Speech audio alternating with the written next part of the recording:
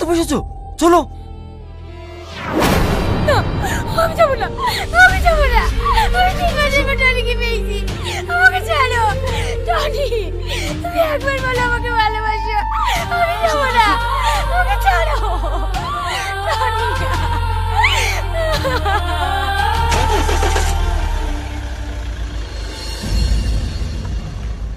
এই টনি, তুই ওই মেয়েটাকে চিনিস? আরে না না, ওকে আমি চিনিই নি।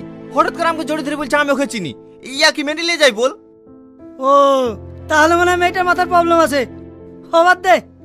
হতে পারে। আমাদেরকে ফুচকা দেন ভাই। হ্যাঁ হ্যাঁ দিচ্ছি।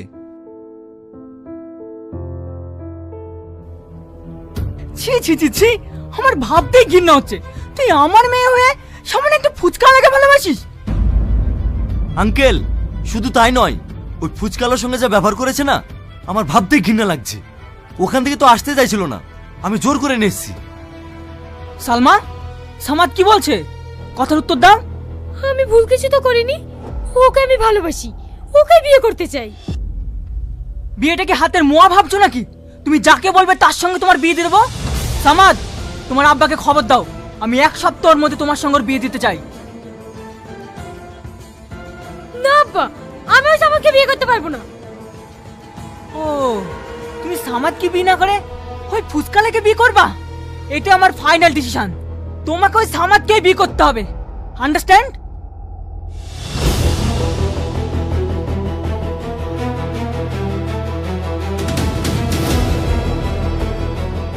আজকের পর থেকে ও যেন বাড়ির বাইরে এক পা না বেরোতে পারে। তোমরা সব সময় ওর দিকে নজর রাখবা। আমিও দেখছি ওই ফুচকালার সঙ্গে কিভাবে বিয়ে করতে পারে। ঠিক আছে কর্তা বাবু।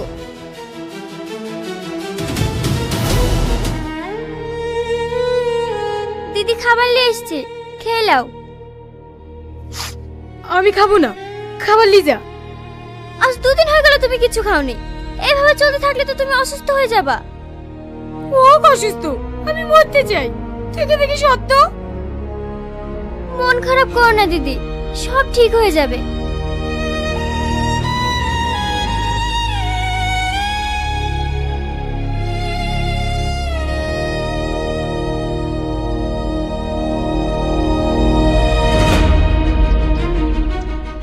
এটা কি টনিদের বাড়ি?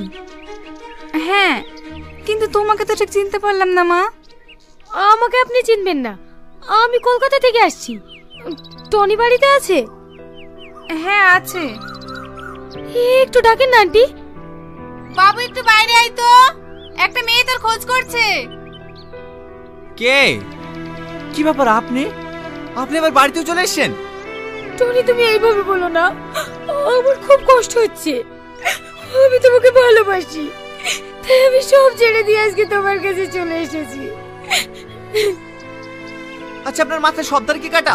সেদিন আসতে উল্টোপাল্টা কথা বলছিলেন, আজকে আবার বাড়িতে চলে এসেছেন। কি করবো বলো, আমার আব্বা জোর করে অন্য ছেলের সাথে বিয়ে ঠিক করেছে। আমি তোমাকে ছাড়া অন্য কাউকে বিয়ে করবো না। তুমি কি সত্যি আমাকে চিনতে পারছো না টনি? আবার সে চিনতে পারছো না? আরে আপনাকে আমি কবার বলবো, আপনাকে আমি চিনিনি। আপনি কেন বুঝতে চাইছেন না? তুমি একবার বোঝার চেষ্টা করো। তোমার জীবনে যদি অন্য কোনো মেয়ে এসে থাকে, আমাকে তুমি বলো, আমি চলে যাব। কিন্তু তুমি আমার ভালোবাসা অস্বীকার করো না প্লিজ। তোমাকে না পেলে আমি বাঁচবো না। দেখো মা, আমার ছেলে যখন তোমাকে চিনতে পারছে না, তুমি আর জোর করো না। ঘরের মেয়ে ঘরে ফিরে যাও, না হলে তোমার বাবা মা চিন্তা করবে। না না, আমি বাড়ি যাবো না। আমি বাড়ি গেলে আমার আব্বা জোর করে অন্য ছেলের সাথে বিয়ে দিয়ে দেবে। তোমার আবার জোর করে বিয়ে দেবে তো আমরা কি করবো? ভালো ভালো বলছি এখান থেকে চলে যাও, তাহলে ঘাট ধাক্কা দেওয়ার থেকে বের করে দেবো। এ বাবু থাক, মেয়েটাকে আর বকিসনি। 2 দিন থাকবে বলছে, থাকুক না, মন ভালো হলে ঠিক চলে যাবে। এখানে থাকতে দিলে তো তুই থাকবি, অসভ্য মেয়ে। কাল তোমার বিয়ে, তুমি এখানে পালিয়ে এসে আমার কাছে পার পেয়ে যাবে। চল এখান থেকে। আমি যাব না, আমি যাব না টনি। তুমি ওদেরকে আটকাও না টনি। টনি কেন কথা বলো? টনি, তুমি আমাকে সত্যি চিনতে পারছো না? তুমি সত্যি আমার ভালোবাসা বুঝতে পারছো না? ঠিক আছে আমি চলে যাচ্ছি, কিন্তু তোমাকে একদিন আমার ভালোবাসার জন্য পস্তাতে হবে, পস্তাতেই হবে।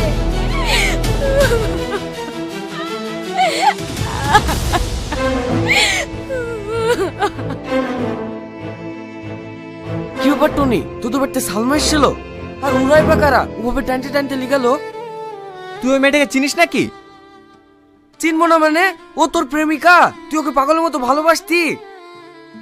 কি আবার বল বকছি? তুই কি ওই মেয়েটার মধ্যে পাগল হয়ে গেলি নাকি? আমি পাগল না, তুই ভালো করে মনে করে দেখ। তুই যখন 3 বছর আগে কলকাতায় কাজে গেছিল না, তখন এই সালমার সাথে তোর পরিচয় হয়। তোর মনে পড়ছে না? ভালো করে মনে করে দেখ, যেদিন আমার হাত কেটে গিয়েছিল।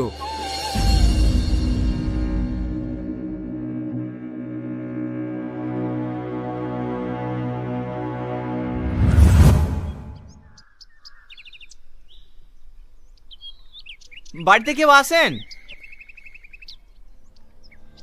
থাক ভাই, ডাকতে হবে না, এর বড় লোক মানুষ, কিছু বুঝতে রে। চ। আরে তুই দাঁড়া তো, বাড়িতে কেউ আছেন?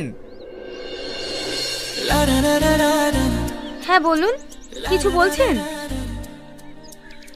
হ্যাঁ, আমার বন্ধুর অনেক হাত কেটে গেছে, আমি তো এখানকার হসপিটাল চিনি নি, তাই আপনাদের বাড়িতে এসেছি। আপনাদের বাড়িতে ব্যান্ডেজ আছে? হ্যাঁ আছে, আপনারা একটু বসুন, আমি নিয়ে আসছি।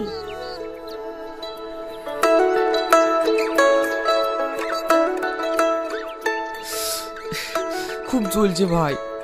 ব্যান্ডেজ করলে সব ঠিক হয়ে যাবে, একটু সহ্য কর।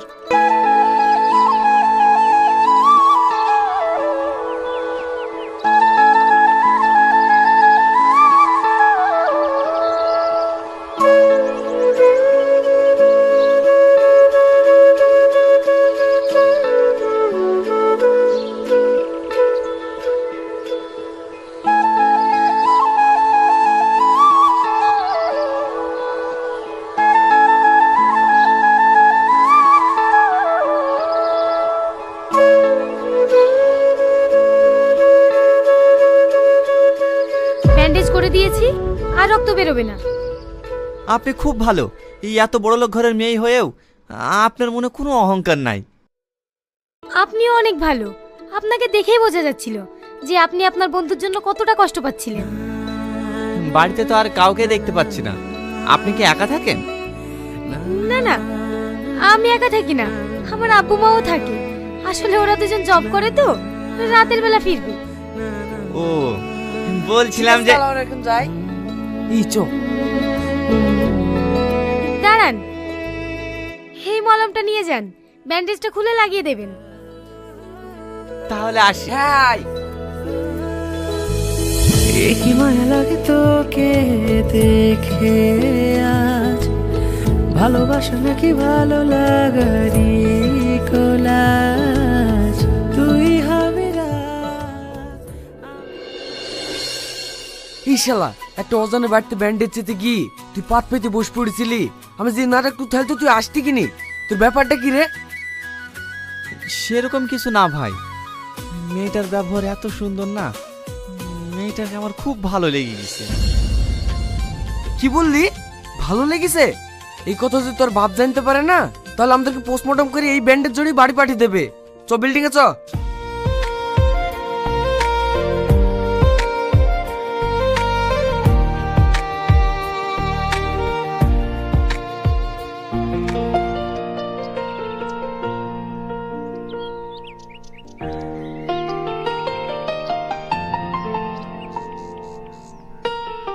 এই কাজ বাদ দেখিনি কি করছে রে? ই শালা, এ করছে কেন রে? ইয়া ছাড়া কোনো উপায় নাই ভাই, কালকে থেকে ওকে দেখতে পাইনি, মনটা খুব আনচান আনচান করছে, তাই ভাবছি ওনারা দিতে যাবো আর ওকে দেখে আসবো। তুই যা লাগিসি, মনে হয় সত্যি সত্যি আমাদেরকে প্যাকেট করে বাড়ি পাঠাবে। আরে কিচ্ছু হবে না, তুই যা তো। আর যদি কেউ জিজ্ঞাসা করে টনি কোথায় গেছে, বলবি বাথরুমে গেছে। যেমন তাই করগা, ঠেলায় পড়লে বুঝতে পারবি।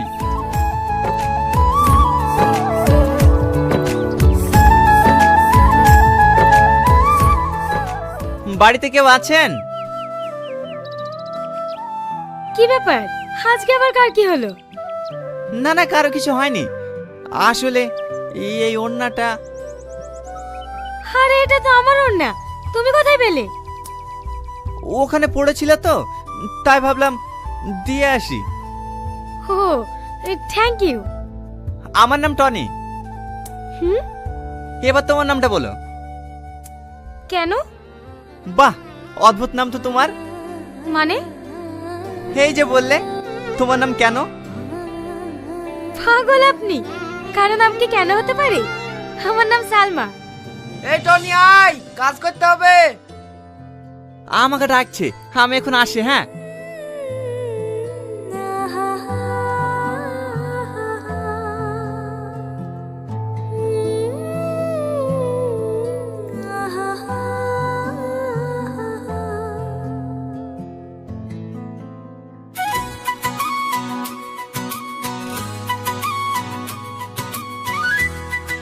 Tony, Tony.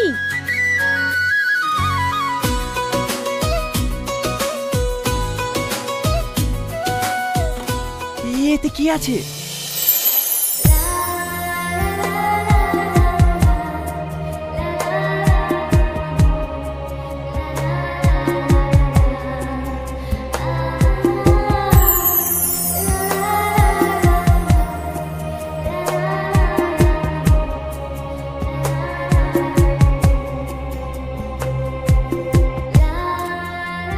কিরে বসে বসে কি খাসি?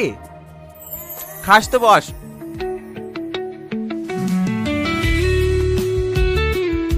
খুব ভালো লাগছে তো। লাড্ডু কোথায় পালি? ওই দে দেখ, সালমা আমার জন্য পাঠিয়েছে।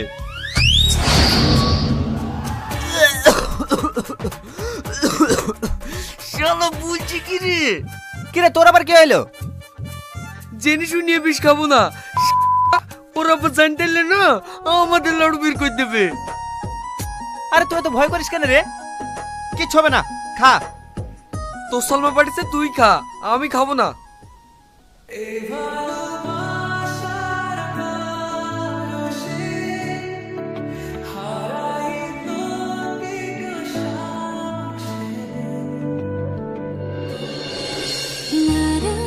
দিদি দিদি, তুমি যে ছেলেটার সাথে কথা বলতে না, সেই ছেলেটা ছাদ থেকে পড়ে গিয়েছে, তার অবস্থা খুবই খারাপ। দিদি, গিয়ে কোনো লাভ হবে না, ওকে হসপিটালে নিয়ে চলে গেছে। কোন হসপিটালে নিয়ে গিয়েছে তুই জানিস? আমি সেখানে যাব। হ্যাঁ জানি, চলো দিদি। সালমা, তোর মাকে ধর, তোর মায়ের অবস্থা খুবই খারাপ। আব্বা, মায়ের এই অবস্থা কেন? মার কি হয়েছে? তোর মা মাথা ঘুরে পড়ে গিয়েছিল। তুই তোর মায়ের কাছে থাক, আমি এক্ষুনি ডাক্তার ডেকে নিয়ে আসছি।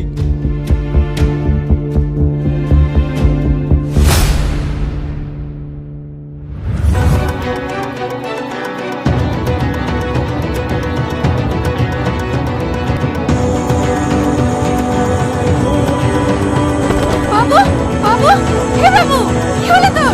কথা বল।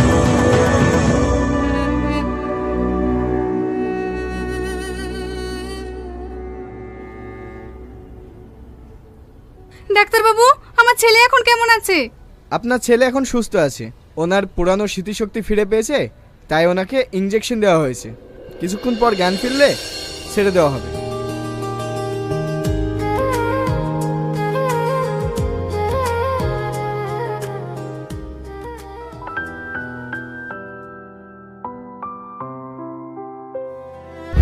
সালমা,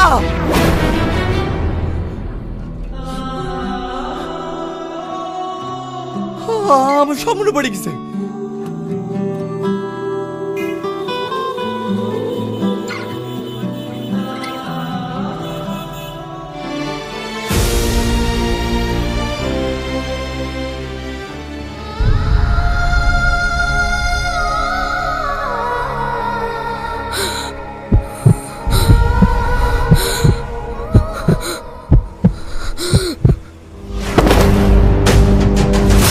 সালমা, সালমা, দিদি, দিদি, সালমা?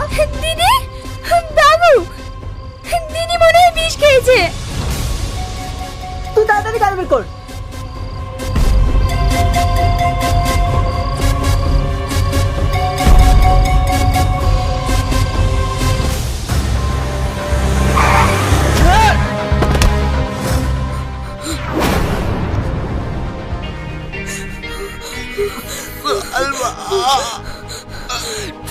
টনি